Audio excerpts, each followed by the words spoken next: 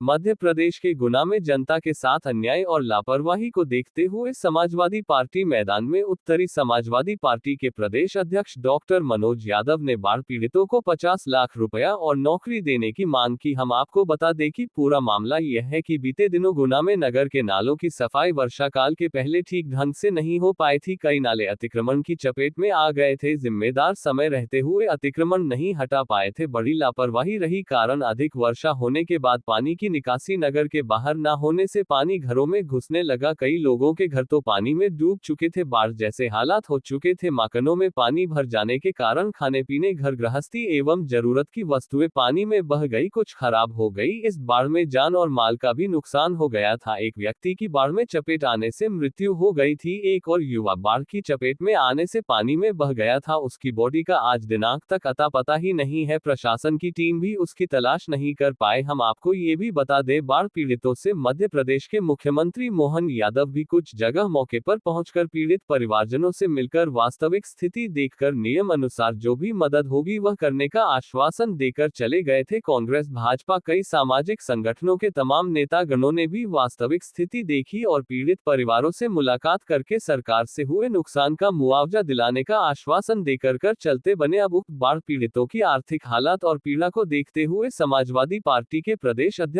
Doctor Manoj Yadav ने भी गुना पहुंचकर पीड़ित परिवारजनों से मुलाकात की, वास्तविक स्थिति भी देखी। मृतकों के परिजनों से भी मुलाकात करके शोक संवेदनाएं व्यक्त करते हुए समाजवादी रुख अपनाते हुए अपनी पार्टी के गुना जिला अध्यक्ष एवं तमाम प्रदेश के पदाधिकारी और कार्यकर्ता के साथ पीड़ित परिवारजनों को अपने साथ लेकर कलेक्टर के कार्यालय पहुंचकर कलेक्टर को मध्य प्रदेश के मुख्यमंत्री के नाम ज्ञापन सौंपाकर मांग की है, लापता बॉडी को शीघ्र तलाशा जाए, मृतक के परिजनों की आर्थिक मदद की जाए, शासकीय नौकरी एवं 50-50 लाख रुपए की सहायता की जाए। बाढ़ की चपेट में आने से कई हजारों घरों में नुकसान हुआ, उसकी सही जांच कर उचित मुआवजा दिया जाए, अन्यथा समाजवादी पार्टी मैदान में उतरेगी। आप देखेंगे माननीय मुख्यमंत्री महोदय के नाम से ज्ञापन है, कलेक्टर महोदय के द्वारा है। विषय है गुना जिले में बाढ़ पीड़ितों एवं बाढ़ के मृतकों के परिवार को आर्थिक सहायता एवं नौकरी देने पर।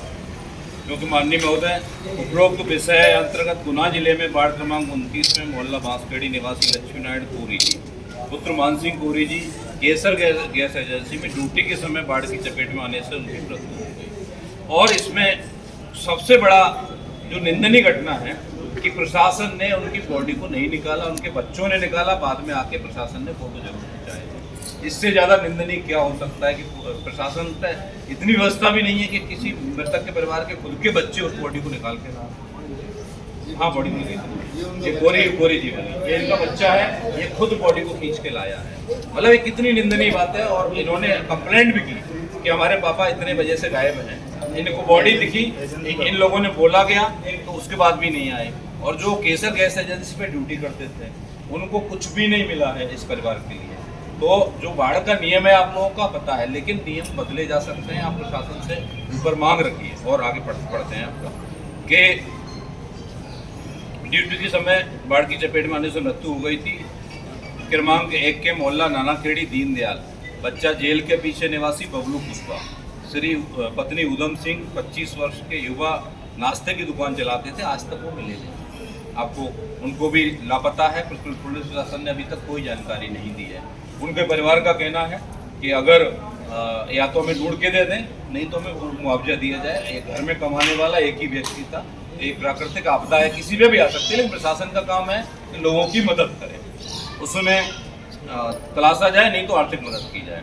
इसके बाद में है ग्राम पंचायत आपका मोहालपुर, सीताराम जी बघेल जी, जो बाढ़ की चपेट में आने से उनकी मृत्यु हो गई है। समाजवादी पार्टी के उपरोक्त मृतकों, लापता परिजनों को ढूंढा जाए और जो मृतक हुए हैं उनके परिवार में एक एक व्यक्ति को नौकरी दी जाए और 50-50 लाख रुपए का मुआवजा दिया जाए।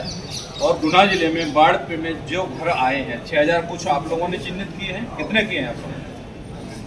इतने किए ना, तो उनको 5000 रुपये 50 किलो गेहूँ आपने दिया है उनको, लेकिन उससे कुछ नहीं होने वाला है। जो घर गिरे हैं, लोग नुकसान हुआ है, वो उनको दिया। जो गुना में भयंकर बाढ़ की त्रासदी आई है ये सभी को ज्ञात है। जो यहाँ का कलेक्टर प्रशासन जो पूरा है उसने ठीक काम नहीं किया है।